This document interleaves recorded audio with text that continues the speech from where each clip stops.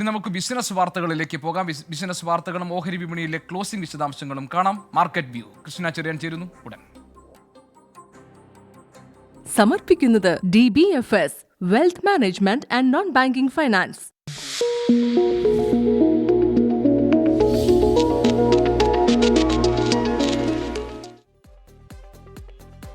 നമസ്കാരം. മാർക്കറ്റ് വ്യൂവിന്റെ ക്ലോസിംഗ് ബെല്ലിലേക്ക് എല്ലാ പ്രേക്ഷകർക്കും സ്വാഗതം. ആദ്യം പ്രധാന തലക്കെട്ടുകൾ. 2 ദിവസത്തെ നഷ്ടം മറികടന്ന ഓഹരി വിപണികൾ. സെൻസെക്സ് 491 പോയിന്റും നിഫ്റ്റി 141 പോയിന്റും കൂടി. റിയൽറ്റി സൂചിക റെക്കോർഡ് ഉയരമായ 836.45-ലെത്തി. ബാങ്കിംഗ് IT ഓഹരികൾ ഈ വർഷം തിളങ്ങുമെന്ന് വിദഗ്ധർ. ആശുപത്രികളിലും രക്തബാങ്കുകളിലും രക്തം സംഭരിക്കുന്നതിന് പ്രോസസിംഗ് ചാർജ് മാത്രം.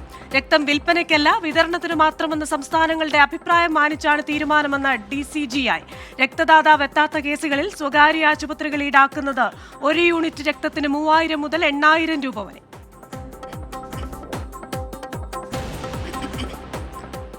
നിലവിൽ പ്രവർത്തനരഹിതമായ എയർസെല്ലിന് 112 കോടി നൽകണമെന്ന് ഭാരതി എയർടെല്ലിന് നിർദ്ദേശം നൽകി സുപ്രീംകോടതി. തുക സ്പെക്ട്രം വ്യാപാര കരാറുകൾക്കും മറ്റു കുടിശ്ശികകൾക്കുമായി. 2016 എയർസെൽ ലിമിറ്റഡുമായി എയർടെൽ ഉണ്ടാക്കിയിരുന്നത് 8 സ്പെക്ട്രം വ്യാപാര കരാർ. ജാപ്പനീസ്, അമേരിക്കൻ, ദക്ഷിണ കൊറിയൻ ചിപ്പ് നിർമ്മാതാക്കളുമായി ചർച്ച നടത്തി ഗുജറാത്ത്. നീക്കം അടുത്തയാഴ്ച നടക്കുന്ന വൈബ്രന്റ് ഗുജറാത്ത് ഉച്ചകോടിക്ക് മുന്നോടിയായി. സമ്മേളനത്തിനു മുൻപ് 58 കമ്പനികളുമായി $8600 കോടി കരാർ ഒപ്പുവച്ചു. 1994 ശേഷം PC കീബോർഡിൽ നിർണായക മാറ്റം വരുത്തി മൈക്രോസോഫ്റ്റ്. ആർട്ടിഫിഷ്യൽ ഇന്റലിജൻസ് സേവനം സജീവമാക്കാൻ AI ബട്ടൺ. വരും ദിവസങ്ങളിൽ കോപൈലറ്റ് ബട്ടണുള്ള വിൻഡോസ് 11 കമ്പ്യൂട്ടറുകൾ പ്രദർശിപ്പിക്കും. AI സഹായത്തോടെ ചിത്രം വരയ്ക്കാനും ഇമെയിൽ അയക്കാനും അടക്കം ഉപയോക്താക്കളെ പ്രാപ്തരാക്കും.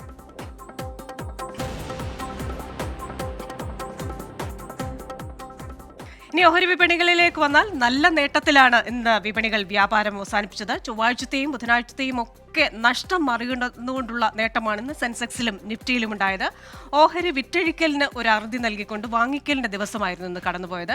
ഒരു IPO കാലം കൂടി വരികയാണ് ഓഹരി വിപണിയിൽ. ഓല, ഓയോ, സ്വിഗ്ഗി, മറ്റു ചില വാർത്തകളുമുണ്ട്. കനത്ത മൂടൽമഞ്ഞിൽ ഡൽഹിയിൽ പരിശീലനം ലഭിച്ച പൈലറ്റുമാരെ നിയോഗിക്കാത്തതിൽ എയർ ഇന്ത്യയ്ക്കും സ്പൈസ് ജെറ്റിനും DGCA കാരണം കാണിക്കൽ നോട്ടീസ് നൽകിയിട്ടുണ്ട്. അതുകൊണ്ട് നല്ല പരിശീലനമുള്ള പൈലറ്റുമാരെ തന്നെ ഉപയോഗിക്കണമെന്നാണ് എയർ ഇന്ത്യയോടും സ്പൈസ് ജെറ്റിനോടും ഒരു മുന്നറിയിപ്പായി DGCA പറഞ്ഞിരിക്കുന്നത്. ഇനി നമ്മൾ ഓഹരി വിപണിയിലേക്ക് വന്നു കഴിഞ്ഞാൽ ഇന്നത്തെ ക്ലോസിംഗ് ഡേറ്റ് നോക്കിയാൽ ദേശീയ ഓഹരി വിപണി നിഫ്റ്റി 141 പോയിന്റ് ഉയർന്ന് 21,658 ലാണ് ഇന്ന് വ്യാപാരം അവസാനിപ്പിച്ചത്. ബാങ്ക് നിഫ്റ്റി നോക്കിക്കഴിഞ്ഞാൽ ഇന്ന് വലിയ നേട്ടമായിരുന്നു. 500-നടുത്ത് പോയിന്റുകളാണ് ഉയർന്നത്.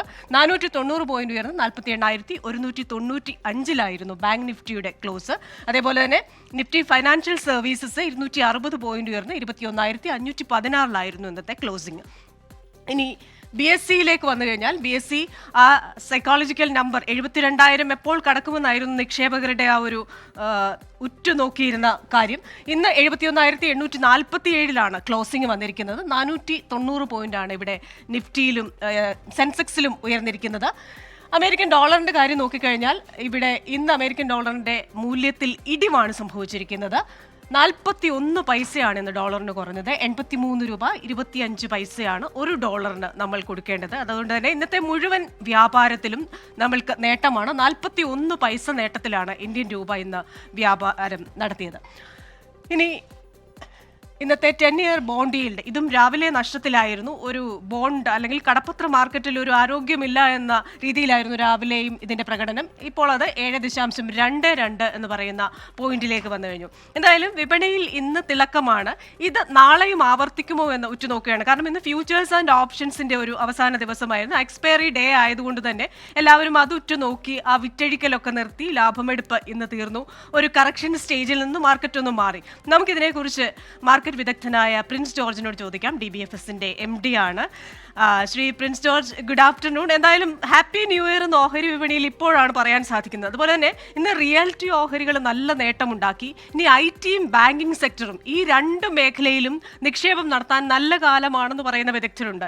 എന്താണ് അങ്ങയുടെ അഭിപ്രായം? ഇന്നത്തെ ക്ലോസിംഗ് ബെൽ അനാലിസിസ്. നമ്മൾ ഉച്ചയ്ക്ക് സംസാരിച്ച ഒരു പോയിന്റ് എന്ന് പറഞ്ഞാൽ ഇന്ന് മാർക്കറ്റ് ഉച്ചയ്ക്ക് തന്നെ ഒരു 120-130 പോയിന്റോളം പ്ലസിലാണ് നിഫ്റ്റി നിന്നിരുന്നത്.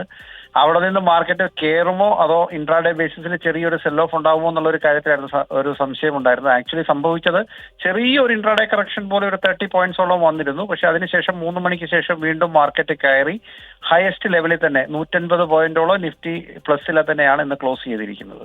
ശരിക്കും പറയുകയാണെങ്കിൽ ഈ ഫിനാൻഷ്യൽ ഇയർ തുടങ്ങിയതിന് ശേഷം മാർക്കറ്റ് വളരെയേറെ കയറിയെങ്കിലും ഈ കലണ്ടർ ഇയർ, അതായത് ജാനുവരിയിൽ തുടങ്ങിയ ആദ്യത്തെ 3 ദിവസങ്ങൾ മാർക്കറ്റ് നെഗറ്റീവ് ട്രെൻഡ് ആയിരുന്നെങ്കിൽ ഇന്ന് അത് കംപ്ലീറ്റ് ആയിട്ട് റിവേഴ്സ് ചെയ്തിട്ട് ഒരു പോസിറ്റീവ് ട്രെൻഡിലേക്ക് വന്നിട്ടുണ്ട്.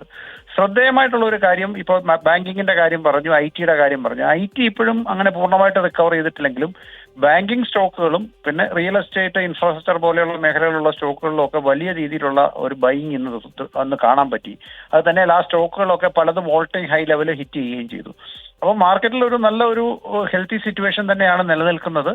ഇത് 2024 ഒരു ഹൈലൈറ്റ് ആയിട്ട് നമുക്ക് പറയാവുന്ന ഒരു കാര്യം, 2024 ഏതെങ്കിലും ഒരു സമയത്ത് 24,000, 25,000 നിഫ്റ്റി ലെവലിലേക്ക് എത്തുമെന്ന് വലിയ ഇൻസ്റ്റിറ്റ്യൂഷൻസ് പലരും പ്രഡിക്ട് ചെയ്തിട്ടുണ്ട്. അതായത് ഇവിടെ നിന്നൊരു 15% ഇൻഡെക്സ് ലെവലിൽ തന്നെ അപ്സൈഡ് നമ്മൾ പ്രതീക്ഷിക്കുന്നുണ്ട് ഈ വർഷം എന്നും പറഞ്ഞ് വളരെ പെട്ടെന്ന് അതിനൊരു സാധ്യത ഉണ്ട്. കാരണം ഒരു 6 മാസം മുമ്പ് നമുക്കറിയാം സെൻസെക്സിലും ഒരു 70,000 പോയിന്റ് ഒക്കെ കടന്ന് 72,000-ലേക്ക് മാറുമെന്ന് നമുക്കൊരു പ്രതീക്ഷയില്ലായിരുന്നു. അതേപോലെ തന്നെ ഈ 21,000-ൽ വ്യാപാരം നടത്തുന്ന നിഫ്റ്റി അത് 24,000-ലേക്ക് മാറുമ്പോൾ നിക്ഷേപകർക്ക് ഉണ്ടാകുന്നത് വലിയ നേട്ടമാണ്. മാർക്കറ്റ് വ്യൂവിന്റെ ക്ലോസിംഗ് ബെല്ലിന് സമാപനമാവുകയാണ്. നാളെ വീണ്ടും കാണാം മാർക്കറ്റ് വ്യൂവിന്റെ ഓപ്പണിംഗ് ബെല്ലിൽ 9:30. നമസ്കാരം.